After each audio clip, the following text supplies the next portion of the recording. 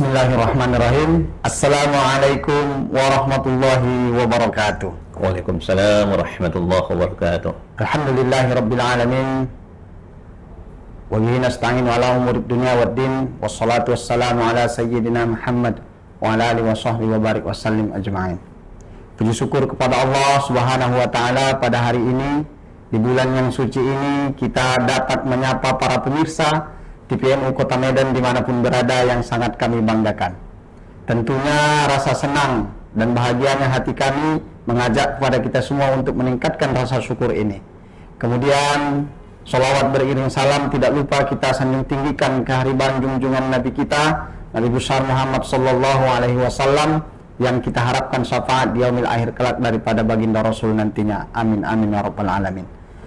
Pemirsa TPNU Kota Medan dimanapun berada yang kami banggakan, pada hari ini, di bulan yang berkah ini, tentunya kita akan membahas sebuah topik yang sangat menarik yang berkaitan dengan syukur, yang pada bulan Ramadan ini adalah momentum bagi kita untuk memahami serta mengaplikasikannya.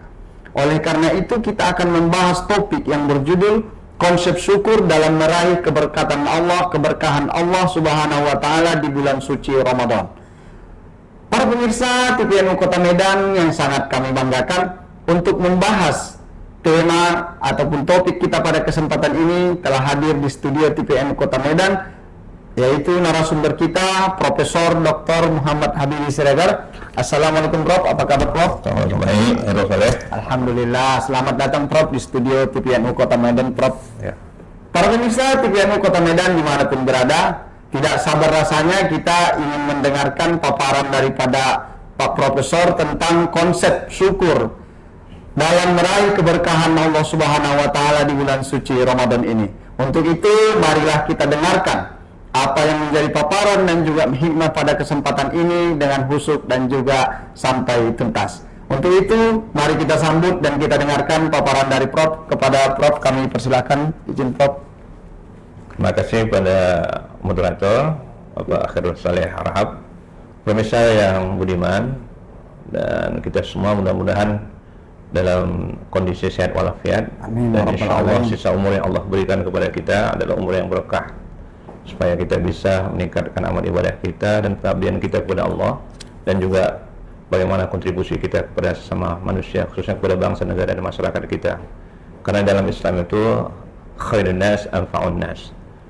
Pemirsa yang berbahagia, moderator yang dirahmati Allah, pada kesempatan ini kita akan memberi tema yang terkait dengan syukur, bagaimana kita mendapatkan keberkahan di bulan Ramadan. Kita ketahui sebenarnya esensi daripada Ramadan ini, sampai Rasulullah berulang kali itu sering mengasih isyarat pada kita, seandainya kalian tahu bagaimana berkahnya bulan Ramadan itu, niscaya kalian akan minta supaya setiap hari kalian mendapatkan Ramadan. Masya Allah. Artinya Ramadan ini memiliki nilai value yang sangat tinggi dalam Islam. Kenapa? Talenta bukan, kalau kita lihat, kita comparekan misalnya dari sisi umur misalnya. Umur umat Nabi Muhammad itu relatif singkat. Kemudian umur umat yang lain itu akan bahkan ada yang ribuan, ratusan tahun. Sehingga sebenarnya ini adalah bentuk daripada permintaan Rasulullah kepada Allah, supaya kita bisa mengimbangi amal ibadah umat-umat terdahulu. Dan Allah telah memberikan jaminan pada umat Nabi Muhammad melalui Rasulnya, bahwasanya dengan Ramadan ini bahkan kita bisa melebihi nilai, bukan hanya kuantitas, bahkan kualitas daripada ibadah umat Nabi Muhammad tersebut. Insya Allah ketika kita betul-betul mendedikasikan diri kita untuk menghadapi Ramadan. Ramadan, kalau kita ingin katakan dalam konteks syukur, ada dalam Al-Quran misalnya, kalau dia didulukan ruh dulu daripada malaikat, itu menceritakan setelah kiamat.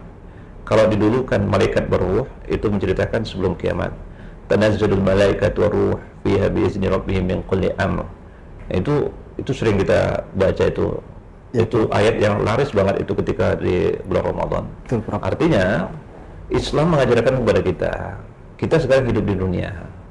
Ada saudara kita, orang tua kita, tetangga kita, teman kita yang dulunya sama-sama kita, mungkin Ramadannya ini dia tidak bersama kita. Kenapa? Dia sudah di alam barzah.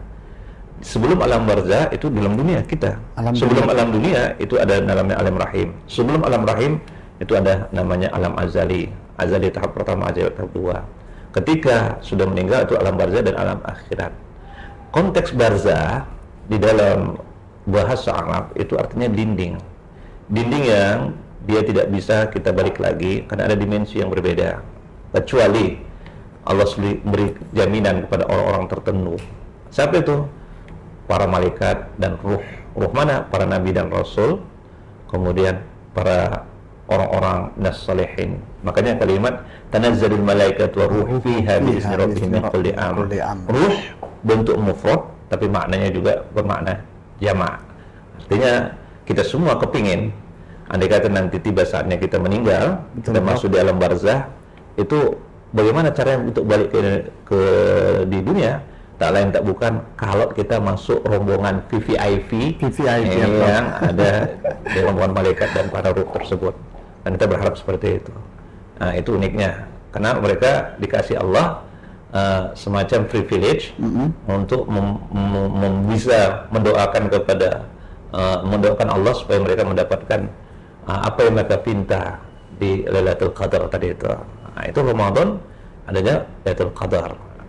Bukan hanya rahmat, bukan hanya maghfirah dan itqun minan nar, tapi ada intinya itu Lailatul Qadar. Lailatul Qadar tersebut artinya apa? Malam di mana Allah telah menilai, artinya akumulasi ketulusan dalam beribadah tersebut sudah sampai nilai yang sebenarnya sehingga mendapat reward. Reward tadi itulah dihantarkan oleh para malaikat. Dan ruh dan salam ya, itu artinya salam itu artinya kalimat di dalam Al-Qur'an kalau Allah mengatakan salam ya, itu artinya Allah ridho sama dia. Nah, dia mendapatkan keberkahan. Keberkahan di dalam bahasa Arab bukan hanya dimensi material, spiritual, bukan hanya di dunia, di alam barzah, bahkan di alam akhirat. Itu dimensi keberkahan. Bukan hanya dia di badannya sehat dan lain-lain. Kenapa? Ada di hadis Mu'tamar digambarkan ya, disebutkan Rasulullah pernah ditanya perihal siapakah orang yang paling baik dan paling beruntung di antara kami Rasul. Kata Rasul, orang yang paling baik dan paling beruntung di antara kalian adalah yang pertama orang yang paling panjang umurnya, sehat walafiat. Fakta sumu fasihu, puasalah kalian, pasti kalian sehat. Artinya Ramadan ini adalah gerbang kita untuk bisa panjang umur. Sehat walafiat, dalam kontrol panjang umur, sehat walafiat, tidak jadi beban. Itu yang pertama, orang paling baik dan paling beruntung. Yang kedua kata Rasul adalah orang yang ketika bertambah usianya bertambah taat dia kepada Allah dan Rasulnya. Artinya salah satu indikasinya adalah Ramadan ini meningkat nggak dia. Nah, cuman di masyarakat kita mohon maaf itu kadang ada orang salah mengerti untuk mengambil hati Allah, keberkahan untuk mengambil hati Allah. Ada teori yang diambil dari konsep syukur ini, la in syakaratum la azidannakum wa la in kafartum inna azabi lasyadid. Itu ayat yang sangat populer banget. Populer, betul. Nah, artinya kalau kamu bersyukur pasti aku akan tambah. Kalau kalian ingkar atas nikmat-nikmat yang diberikan Allah, maka inna azabil syadid. Artinya kenapa ini? Yang perlu kita pahami. Sering kita, terutama di Ramadan ini, kita pasang target untuk ingin meraih sesuatu. Ada yang doa yang kita pinta. Maka secara kuantitas dan kualitas ibadah kita itu tiba-tiba meningkat di bulan Ramadan. Nah, keberkahannya mana itu? Tatkala ada orang sudah dikabulkan Allah, kadang Allah mengabulkan dia minta 10, dikasih Allah 5. Tetapi before and after-nya berbeda. Before and after-nya beda. Sebelum dan setelahnya. Apa artinya? Sebelum dia meraih itu, tingkat ibadahnya itu, gasnya itu luar biasa. Tapi ketika Allah kasih pancing kecil misalnya, dikabulkan 5 dari 10 tersebut, menurun. Apalagi dikasih 10. Artinya disinilah kadang-kadang kalau kita perhatikan sesudah akidah rahmati Allah. Kenapa ada orang yang Ramadan yang sekian kali, tapi kok doanya itu seakan-akan tidak istijabah oleh Allah? Karena Allah melihat ini kapasitasnya itu belum cocok. Seorang Abdurrahman bin Auf itu sampai menangis-nangis meminta menjadi seorang yang miskin atau fakir. Karena makin dia minta, dia miskin, Allah berikan dia kekayaan luar biasa. Kenapa? Karena Allah menilai kapasitasnya terlalu besar. Orang yang meminta misalnya 100 liter, kapasitas yang dibawanya itu cuma 10 liter, itu kan mubazir, tumpah uang. Sosok Abdurrahman bin Auf itu kapasitasnya mungkin ton, Ton. Ya, dia minta 10 liter, tentu banyak hal yang gak terisi, dan Allah tambah lagi.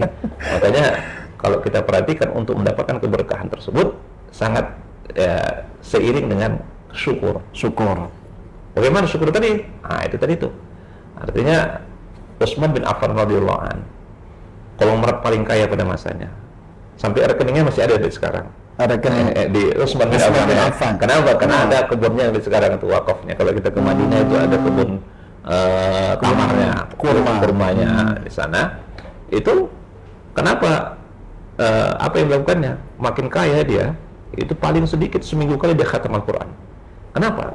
Orang yang tahu rahasia supaya doanya diistijabah oleh Allah, makin diberikan dia sesuatu yang lebih dari kebanyakan orang, maka dia akan meningkatkan aktivitas ibadahnya pun di atas orang lain. Maka Allah sering juga, kalau kita membuat MOU sama Allah, Allah pasti kabulkan itu. Apa sebut? Wa idza sa'alaka ibadi anni fa inni qarib ujibu da'watad da'i idza da'an falyastajibu li wal yu'minu bi la'allahum yarshudun. Katakan ya Muhammad, kalau hambaku bertanya kepadamu tentangku, katakan aku sangat dekat. Orang yang ngerti bahasa Arab, Pak, ini qarib itu sifat mubalaghah. Fa'il, sangat dekat, bahkan lebih dekat daripada urat nadi. Akan kukabulkan semua yang mereka pinta. Itu janji Allah, semua. Tapi dengan syarat falyastajibu li wal yu'minu bi la'allahum yarshudun. Yarshudun artinya mudah-mudahan kalian mengerti, cerdas. Falyastajibu li itu artinya hendaknya mereka merespon. Artinya before and after-nya, ketika kalian berdoa pingin sesuatu, biasanya kita tingkatkan amal ibadah kita, intensitas kita, amal ibadah formal dan non formal ya, kita tingkatkan.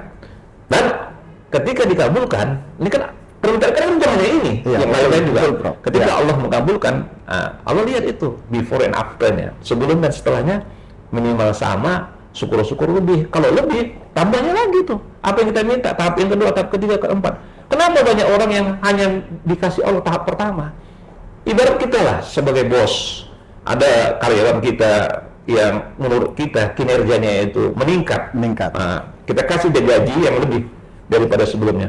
Ternyata ketika dikasih gaji yang lebih, kinerja makin menurun. Marah nggak kita? Betul, marah. Inilah yang kadang kita salah mengerti cara mengambil Allah tadi, mengambil hati Allah. Terutama di Ramadan ini sebenarnya momentum kita untuk bisa buat MOU kepada Allah. MOU-nya itu apa? Kita buat janji, kemudian kita tingkatkan dan kita praktekkan, dan ketika Allah kasih reward dan sama sebelum dan setelah, atau meningkat sebelum dan setelahnya, itu cara mengambil hati Allah. Dalam Ramadan ini, mohon maaf ya, kenapa ada orang yang seumur hidupnya kok sulit banget? Coba muhasabah diri. Bisa jadi ketika di tahap pertama Allah kabulkan apa yang dipintanya, ketika dia meningkatkan ibadah, ternyata ibadah yang dilakukannya berhenti ketika Allah mengabulkan. Itulah yang mengabulkan permintaan dia selama ini. Sehingga Allah tidak kasih lagi. Inna zanni abdi, kata Allah, aku menurut sangka hambaku. Kalau hambaku itu mau dekat sama aku ketika dalam kesusahan, kesulitan, kesempitan, maka seumur hidup dia juga kesempitan, kesusahan seperti itu. Maka kita, bagaimana kita supaya kita laban, itu perspektif kita. Bagaimana MOU kita pada Allah, sikap kita. Kenapa? Allah melihat sikap kita, mengingat before and after. Sebelum dan setelah kukabulkan, ibadahnya meningkat atau tidak. Ketika dikabulkan, yang tahap pertama ternyata menurun, tak akan mungkin tahap kedua, tahap ketiga dikabulkan Allah lagi, itu nggak mungkin. Tapi ketika di tahap pertama dikabulkan Allah, bahkan makin meningkat. Apa yang dimintanya? Coba perhatikan itu. Ketika Nabi Sulaiman alaihissalam, ketika dia di suatu parade dalam Al-Quran, kalau nggak salah 10 sahabat, kalau nggak salah itu, dia katakan, bentar lagi lah saya akan sholat, katanya, berzikir pada Allah. Apa yang terjadi? Sedetik itu dia lumpuh. Dia tahu itu peringatan dari Allah. Apa kata Nabi Sulaiman dalam Al-Quran? Ya Allah, ampunilah segala dosaku. Tolonglah ya Allah, berikan aku kerajaan yang tidak ada bisa menandinginya. Siapapun tuh, jin dan manusia, dulu sekarang sampai hari kiamat. Innaka antal wahhab. Kalimat wahhab itu artinya zat maha pemberi. Tapi kalau berani-berani kita minta wahhab, kayak Nabi Ibrahim, wahhab ya, yang Allah memberikan kibar dari Nabi anak Nabi Ibrahim itu Nabi Yakub sama Nabi Ismail. Makanya disebut wahabani. Kibar Ismail, Yakub Ismail masalah itu ya. Artinya wahab tadi itu pemberian yang luar biasa. Jadi yang perlu kita pahami di sini, Setelah dia berdoa seperti itu, Nabi Sulaiman, alaihissalam. itu apa yang terjadi? Bagaimana yang dilakukannya, MOU yang dibuatnya sama Allah? Setiap tarikan napasnya nggak pernah dia melupakan Allah. Setiap tarikan napas. Bahasa sederhananya, ya, yaitu sholatnya hampir setiap tarikan napas. Setiap tarikan napas. Ya, dia buat MOU-nya dipenuhinya. Maka Allah berikan yang nggak pernah diberikan sama siapapun. Hanya kepada Nabi Sulaiman. Kenapa? Seperti itu. Kenapa? Dia konsep syukurnya before and after-nya bukan sama lagi, meningkat.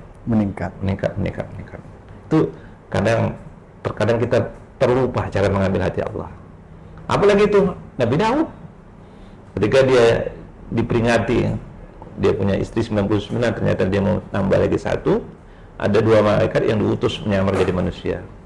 Ketika salah seorang malaikat tersebut menggambarkan dia punya 99 kambing, satu kambingnya tapi yang 99 kambing tersebut ingin diambilnya yang punya dia satu itu, Nabi Daud langsung menunjuk, engkau adalah zolim. Ketika dia katakan zolim itu, dia tersungkur karena Allah pada dasarnya menyindir dia. Dia punya 99 istri tapi masih mengambil satu punya prajuritnya, saudaranya, dan nggak punya. Ketika dia tersungkur, dia minta ampun, nangis sama Allah. Taubatnya Nabi Daud itu sampai disebutkan namanya dengan tasbih. Jadi zikir yang tertinggi itu namanya tasbih. Kenapa? Tasbih itu identik dengan malaikat. Kalau zikir masih ada vested interest. Kita mengingat sama Allah, tapi ada vested interest. Masih ada maunya kita. Ada maunya. Karena ini. Tapi kalau tasbih itu malaikat. Artinya apa? Sami'na wa ata'na. Karena dia nggak ada syahwat.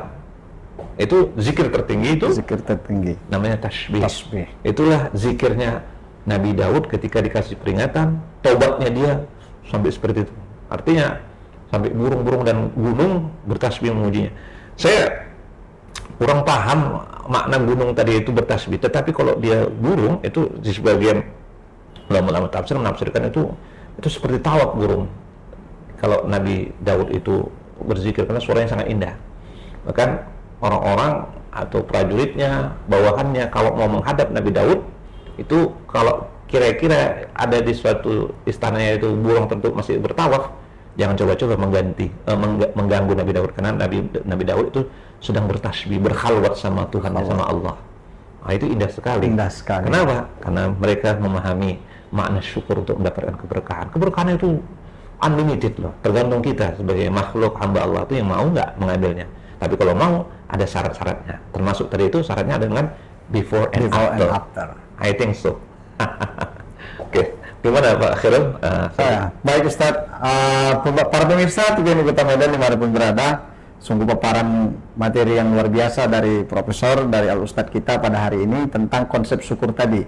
Yang perlu kita garis bawahi, sudah kita dengarkan bersama bahwasanya konsep syukur yang paling utama itu adalah tadi before and after-nya Ustadz ya. Before and after-nya. Bagaimana dia sebelum dan sesudah. Sebelum dia meminta dan sesudah dia meminta dan Allah kabulkan permintaannya, sejatinya seharusnya meningkat. Nah, ini Ustadz ada pertanyaan juga ini. Dikaitkan dalam konsep Ramadan ini, tadi sudah disinggung Ustadz juga, bahwasanya Ramadan ini adalah momentum. Adalah momentum untuk membuka pintu kita untuk meraih keberkahan dari konsep syukur tadi. Mungkin penegasan yang lebih dalam lagi kepada para pemirsa tentang kita harus bersyukur untuk meraih keberkahan, terutamanya dalam bulan Ramadan ini. Apa dulu Ustaz? Oke, terima kasih Pak Khairul Saleh. Kalau kita memahami esensi daripada Ramadan ini, ada perdebatan memang. Kalau kita pahami di kalangan ulama, misalnya tentang sholat, mulai nggak sholat itu diqodo atau tidak? Ada sebagian tidak, ada yang mengatakan boleh, ada yang mengatakan kalau boleh tidak. Mana ada buktinya? Karena Rasulullah nggak pernah meninggal sholat. Kemudian sahabat juga sekali dia masuk Islam komitmen, nggak seperti kita. Kita Islam kadang-kadang ya iman kita fluktuatif, naik turun, tidak seperti sahabat. Sementara sholat tersebut adalah amal yang pertama kali dihisab, dan ini menjadi masalah juga di kalangan ulama. Makanya Imam As-Subuhi kalau nggak salah saya itu bahkan membolehkan bila mana waktu itu masih jahil, belakangan baru dia sadar. Tapi yang tidak membolehkan didasarkan oleh apa? waktu kita untuk mengcover ya, ibadah-ibadah wajib kita terdahulu yang waktu itu belum kena hidayah kita kan udah beragama Islam itu di bulan Ramadan momentumnya. Momentum di bulan Ramadan. Kenapa? Karena kalau kita melakukan aktivitas ibadah sunnah setara dengan wajib. Bayangkan aja kalau sunnahnya berapa kali kita lakukan, itu setara wajibnya berapa kali. Itulah yang jadi catatan kita. Apalagi yang wajib dikalikan dengan 70. Artinya itu untuk mengcover ibadah-ibadah kita yang dulu mungkin bolong-bolong. Ini sebagian ulama mengartikulasikan yang tidak boleh mengkodo itu. Tapi kan permasalahannya timbul, kita kan nggak ada jaminan umur kita itu sampai Ramadan akan datang. Betul. Datang hidayahnya segera gimana itu untuk mengcover? Itulah jadi itu persoalan fikih. Ya terserah lah. Yang penting kita sama-sama tobat kepada Allah. Kemudian perkara dia mau kodo atau tidak itu tergantung, bukan maksudnya jamak ya, ini kodo tadi yang 2 tahun atau 10 tahun yang lalu seperti itu khilafiyah, ada yang bolehkan atau tidak, tapi alasannya tadi seperti tadi. Sebenarnya kenapa tadi itu doa tadi itu mendapatkan keberkahan tersebut jauh lebih mudah, jauh lebih memungkinkan kita mendapatkan keberkahan di Ramadan tadi itu ibarat ya, andai kata ada, mohon maaf ya, api sama bensin itu kan jauh lebih mudah untuk memiliki daya bakar ya, daya letusnya atau terbakarnya itu kan lebih mudah untuk membakar itu. Berbeda dengan air atau yang lainnya atau bahan-bahan yang lainnya. Artinya ingin kita sampaikan di sini, Ramadan itu jauh lebih mudah kita diistijabah oleh Allah doa-doa kita. Karena yang sunnah aja setara wajib. Ya, yang wajib sampai 70. Jadi doa kita di sini dengan di luar Ramadan itu tentu kalau itu kita kiaskan itu sampai dayanya itu sampai 70 kali itu diistijabah oleh Allah. Andai kata kita memang betul-betul memahaminya. Maka kenapa Rasul sering sekali mewanti-wanti kita, jangan Ramadan ini jangan sampai kalian kehilangan momentumnya. Setiap detik Ramadan itu mengandung keberkahan yang luar biasa. Kita meminta apapun, insya Allah daya kabulnya, daya istijabahnya itu jauh lebih tinggi dikabulkan Allah di Ramadan ini. Nah itu dia. Jadi alangkah sia-sianya kita kalau tidak menggunakan kesempatan Ramadan ini, kesempatan yang baik. Semua kita punya kebutuhan. Betul. Semua kita punya keinginan. Ada orang yang butuh untuk meningkatkan kesehatannya, ada yang membutuhkan kapasitas keilmuannya, ada yang membutuhkan supaya lebih nyaman dia dalam berkeluarga, ada yang ekonominya kayaknya perlu ditingkatkan Ramadan ini. Tapi ingat kata kunci tadi itu, before and after. Ketika tahap pertama Allah kabulkan apa yang kita minta, itu diujinya. Bagaimana ibadah kita. Makanya para ulama itu mengajarkan kepada kita, kalau kita minta sesuatu, salah satu caranya untuk ngambil hati Allah itu adalah tingkatkan ibadahnya, ibadah formal dengan non formal. Tapi ketika sudah dikabulkan tahap pertama, minimal sama. Makanya jangan pula ketika kita ingin sekali kita meraih sesuatu, khatam Quran selama 4 hari. Setelah itu setahun-tahun pun enggak baca Quran lagi ya, nah itu kan yang kayak tadi kan, kita jadi bos, ada karyawan kita yang rajin, kita naikkan gajinya tiba-tiba drop ya, kinerjanya menurun. Kira-kira marah nggak kita? Kira-kira gitu. Itu kadang-kadang kita umat Islam ini tidak atau kurang pandai mengambil hati Allah, apalagi di momentum Ramadan. Ramadannya apa? Bagaimana orang tidak sayang sama kita? Situlah kita bisa berusaha untuk menahan sesuatu yang halal yang kita inginkan selama ini tertahan. Kemudian gak ada yang bisa mengetahui batal atau tidaknya kita kecuali kita dan Allah dan kita menjaga itu. Artinya sebenarnya kalau paham itu makna, ada nama Asmaul Husna namanya Fatirus samawati wal ardh. Fatir itu adalah zat yang menguasai semesta dengan segala isinya. Dia bisa mengontrol hemoglobin kita, semua bisa dikontrol. Dia tahu berapa butir hemoglobin, nukleus yang ada dalam tubuh kita. Senang sangat dipuji, tapi tak butuh dipuji. Artinya ketika kita tidak memuji Allah, semua kita tidak memuji Allah, bukan mengurangi kehebatan Dia, Tapi yang pasti konsep fatir tersebut, ketika Allah memberikan dia lebih dari kebanyakan orang, Allah inginkan dia juga lebih dedikasinya kepada Allah daripada kebanyakan orang. Maka ketika kita tidak lebih, maka akan ditariknya itu. Makanya para sahabat itu tahu benar itu. Ketika dikasih lebih, dia harus lebih, dia harus meningkatkan. Iya, Utsman, Abdurrahman, ya Abu Bakar, maka dilebihkan Allah. Itu nggak ketanggung dong gimana ibadahnya, karena dia takut. Karena diampuni oleh Rasul ketika diampuni segala dosanya, lalu sekarang akan datang, itu kakinya makin bengkak-bengkak untuk sholat. Itu pernah Ibnu Mas'ud radhiyallahu anhu coba-coba ditarik ke sahabat. Ya, kalau kita pernah ke Madinah kan ada yang di Raudhah itu yang karpet yang hijau. Sebelah itu kan kamar Rasulullah. Coba-coba ikuti sholat Rasul. Jadi Rasul sengaja itu membaca ayat itu agak zahir sikit supaya kita dengar sama. Ibnu Mas'ud katakan, saya pikir ketika satu juz Rasulullah setelah Al-Fatihah itu ruku, ternyata enggak. Juz kedua sampai Al-Baqarah yang terakhir juz ketiga masih lanjut lagi. Sampai juz 5 baru ruku. Bayangkan dosanya udah diampuni seorang yang maksum, ya. Tapi baru satu rakaat itu 5 juz. Baru cuma sekali itu Ibnu Mas'ud bisa berani ikut itu. Setelah itu nggak berani lagi. Kenapa? Itulah kapasitasnya. Itu yang dicontohkan Rasul. Makin diberikan dia, makin takut dia kepada Allah. Nah, itu sahabat meniru. Ketika diberikan sesuatu yang tidak diberikan kepada kebanyakan, terutama yang kasat mata yang nampak kita, anak, rezeki, harta dan lain, itu makin ibadahnya tuh di atas rata-rata. Jadi kalau kita mau lebih juga, sebenarnya itu yang dicontohkan oleh Rasul, sahabat, dengan konsep yang sekarang namanya before and after, yang diambil dari la in syakartum itu, tapi dirumuskan dengan before and after secara sederhana. Coba tanya kepada diri kita, ketika kita menginginkan sesuatu dikabulkan Allah, kita meningkatkan ibadah, sama nggak atau meningkat nggak? Ternyata kita banyakan cerita, banyak kita ya menyalahi janji kita. Ini yang kadang belum lagi orang-orang, mohon maaf ya, kebanyakan dari masyarakat kita kurang memahami. Dia mau dekat sama Allah hanya karena ada maunya. Dan ini Allah sebenarnya tidak begitu senang dengan yang seperti ini. Makanya dikasihnya cuman yang standar aja. Kalau mau lebih, tentu kita harus lebih juga. Itu yang diajarkan dalam Islam, yang harusnya dipahami, terutama di bulan Ramadan ini. Nah, saya pikir ini. Baik, Prof.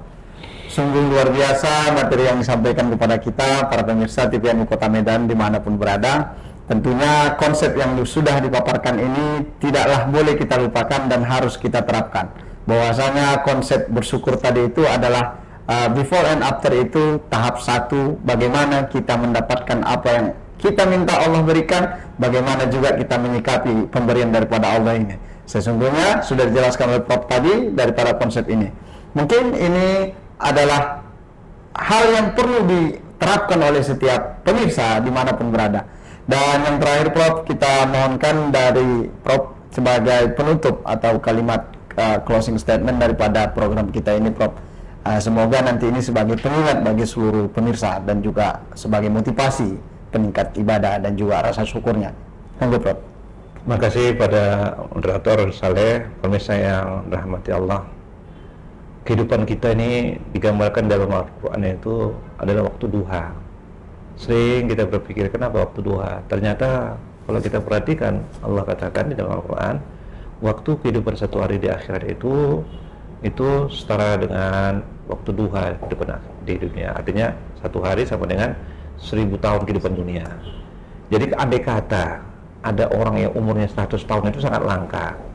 Jadi 100 tahun itu 10% daripada 1000, ya kan, tahu kan? Itu umur dia. Jadi umur yang dikasih 100 tahun itu kan 10% dari 1000. Kata Allah kan satu hari sama dengan satu hari di akhirat sama dengan 1000 tahun di dunia.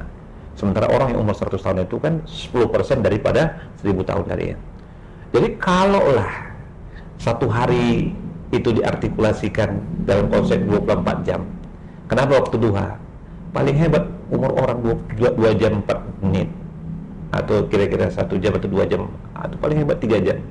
Itulah umur umat manusia di dunia ini dalam konteks kehidupan akhirat. Kenapa? Satu hari di akhirat sama dengan 1000 tahun di dunia. Makanya waktu hidup kalian itu rata-rata seperti duha. kata Allah dalam Quran.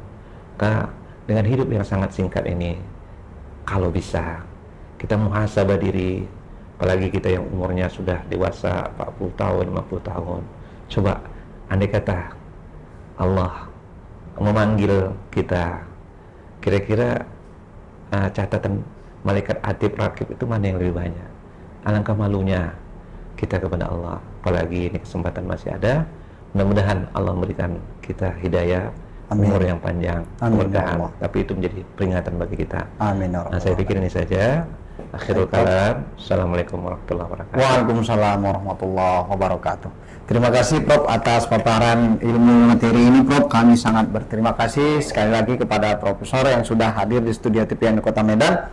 Dan kepada para pemirsa, kami tetap menghimbau untuk tetap menyebarkan dakwah ini, membagikan dan juga mengajak saudara-saudara kita untuk mengikuti channel TVNU Kota Medan.